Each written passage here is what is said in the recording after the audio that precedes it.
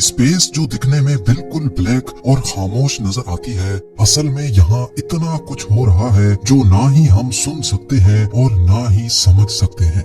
NASA के probes ने space में कुछ ऐसी अजीब आवाजें रिकॉर्ड की हैं जिनको सुनने के बाद हर इंसान का दिमाग दंग। नाज़रीन, आज से करीब 44 साल पहले 5 सितंबर 1977 को नासा ने एक स्पेस प्रोब इंटरस्टेलर स्पेस के लिए रवाना किया था। ये स्पेस प्रोब वॉयेजर 1 के नाम से जाना जाता है, जो पिछले 44 सालों से लगातार नासा के बेस स्टेशन से कांटेक्ट में है। वॉयेजर 1 को एक ऐसे मिशन पे रवाना किया गया था जहां से उसके वापस आने की कोई उम्मीद नहीं है। ये स्पेस प्रोब डीप स्पेस में 61,500 किलोमीटर पर आवर की स्पीड से ट्रेवल कर रहा है और इस वक्त ये हमसे बहुत दूर खला के अंधेरों में तैरता हुआ हमें हमारे सोलर सिस्टम और इस यूनिवर्स के बारे में मालूमात भेज रहा है। और स्पेस के इस हिस्से को हम इंटरस्टेलर स्पेस भी कहते हैं।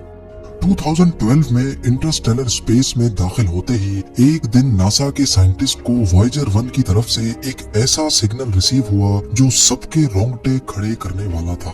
जब उस सिग्नल को डिकोड किया गया तो उसमें एक ऐसी अजीबोगरीब आवाज थी जो वॉयेजर 1 ने रिकॉर्ड की थी। हमारी दुनिया से करोड़ों किलोमीटर दूर स्पेस की गहराइयों में वो क्या चीज थी जिसकी आवाज ने साइंसदानों के रोंगटे खड़े कर दिए थे। ये आवाज अर्थ से करीब 1400 करोड़ किलोमीटर दूर रिकॉर्ड की गई थी और ये एक ऐसी आवाज थी जो खत्म या कम होने का नाम भी नहीं ले रही थी। साइंसदानों ने कई दिनों तक इंतजार किया, लेकिन ये आवाज खत्म तो दूर की बात, पर ये कम भी नहीं हो रही थी। देखते ही देखते एक साल गुजरा, फिर दूसरा साल और फिर पूरे 3 सालों के बाद इस अजीबोगरीब आवाज की इंटेंसिटी में कुछ कमी देखी गई। ये आवाज वॉयेजर 1 की 44 सालों की हिस्ट्री में रिकॉर्ड होने वाली सबसे लंबी आवाज थी जिसने साइंसदानों की नींदें उड़ा रखी थी। लेकिन इस आवाज के अलावा साइंसदानों को एक और चीज भी लगातार परेशान कर रही थी। जी हाँ, जिस पॉइंट पे वॉयेजर 1 ने पहली बार इस आवाज को रिकॉर्ड किया था, पूरे 3 सालों के बाद वो उस पॉइंट से 160 करोड़ किलोमीटर दूर जा चुका था। लेकिन फिर भी ये आवाज वैसी की वैसी ही थी। 160 करोड़ किलोमीटर मतलब ये डिस्टेंस इतना ही हुआ जितना जमीन से चांद तक के पूरे 4000 चक्कर लगाए जाएं। खला में इतने ज्यादा डिस्टेंस तक फैलने वाली आवाज आखिर आ कहां से रही थी? इसी बात ने बड़े बड़े रिसर्चर्स और साइंटिस्ट को चकरा कर रख दिया था। एक बात तो कंफर्म थी कि हमारे सोलर सिस्टम के बाहर कोई न कोई ऐसी ताकत जरूर छुपी है जो इस आवाज की वजह बन रही है। लेकिन स्पेस में तो कोई आवाज ही नहीं होती, तो आखिर इसको रिकॉर्ड कैसे किया गया? ये बात हकीकत है कि स्पेस में जाते साथ ही कानों पर किसी किस्म की भी कोई आवाज नहीं पड़ती।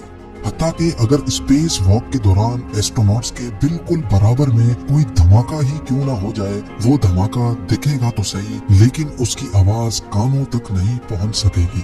आवाज जिसको हमारे कानों तक पहुंचने के लिए हवा और एटमॉस्फेयर की जरूरत होती है, ये दोनों चीजें ही स्पेस में मौजूद नहीं है। इसी वजह से स्पेस में किसी किस्म की भी आवाज ट्रेवल नहीं कर सकती। स्पेस में साउंड वेव तो ट्रेवल नहीं कर सकती, लेकिन इलेक्ट्रोमैग्नेटिक वेव्स स्पेस में आसानी ट्रेवल कर सकती हैं। बेशक हमारे कान इन वेव्स को नहीं सुन सकते, लेकिन वॉयेजर 1 ने इन वेव्स को रिकॉर्ड करके हमें अर्थ तक भेजा ताकि हम इनको डिकोड करके सुन सकें। यही वो अनोखी आवाज थी जो वॉयेजर 1 ने इंटरस्टेलर स्पेस से भेजी थी।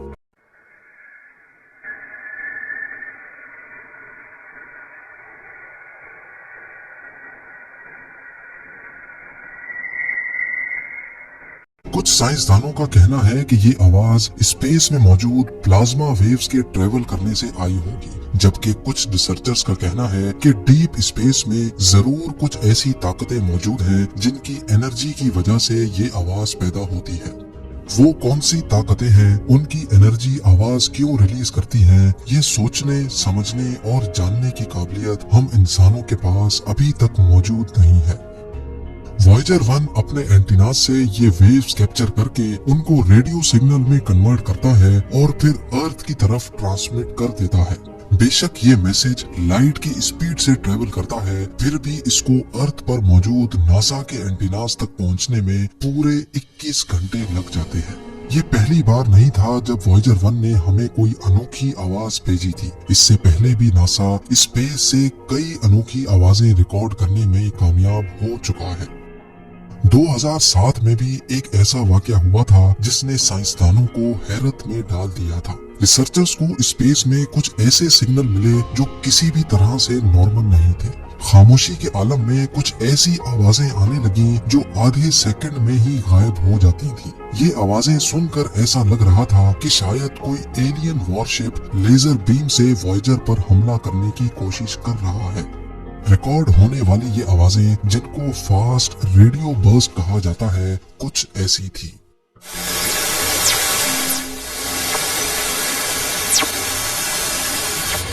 ये आवाजें सुनकर साइंसदानों को एक बात तो कंफर्म हो गई कि हम जितना ज्यादा डीप स्पेस के बारे में जानने की कोशिश करेंगे, हम उतना ज्यादा ही सवालों में उलझते जाएंगे। रिसर्चर्स का मानना है कि ये रेडियो बर्स्ट ब्लैक होल में या फिर करोड़ों लाइट ईयर्स दूर किसी सुपरनोवा एक्सप्लोजन का नतीजा हो सकती है। कई रिसर्चर्स का तो ये भी ख्याल है कि दूसरे प्लैनेट्स में एलियंस हमसे बहुत ज्यादा एडवांस्ड हैं और वो अपनी स्पेस शिप्स को इन रेडियो बर्स्ट के जरिए चार्ज करते हैं। शायद इनमें से चंद रेडियो बर्स्ट हमारे स्पेस प्रोब से टकरा गए हों या सिर्फ उसके बराबर से गुजरे हों, लेकिन इस अजीब आवाज की असल हकीकत अभी तक किसी को भी मालूम नहीं है। ये तो रही वो आवाजें जो नासा ने इंटरस्टेलर स्पेस से रिकॉर्ड की, लेकिन ऐसी अजीबोगरीब आवाजें रिकॉर्ड करने के लिए इतना दूर जाने की भी जरूरत नहीं है। हमारे अपने सोलर सिस्टम से भी नासा कई अनोखी और खौफनाक आवाजें रिकॉर्ड कर चुका है।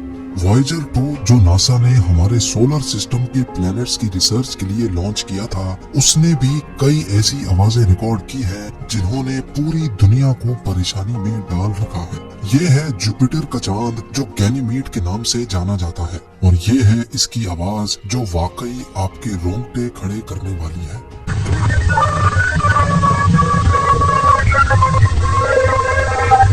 साइंसदानों का मानना है कि ये आवाज ऐसी इलेक्ट्रोमैग्नेटिक वेव्स की है जिनसे पोलर लाइट्स बनती हैं। जिस तरह अर्थ के कई हिस्सों में आसमान पर पोलर लाइट्स नजर आती हैं, इसी तरह सैटर्न, जुपिटर और गैनीमीड में भी पोलर लाइट्स बनती हैं।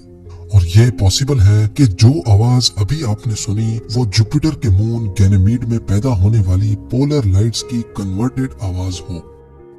अभी तक जो भी अजीब आवाजें आप सुन चुके हैं वो किसी और ने नहीं बल्कि नासा ने ऑफिशियली पब्लिश की हैं और उनमें कोई एडिटिंग नहीं की गई। सैटर्न जो हमारे सोलर सिस्टम का ही एक प्लेनेट है, नासा ने यहाँ से भी कुछ अजीब आवाजें रिकॉर्ड की हैं।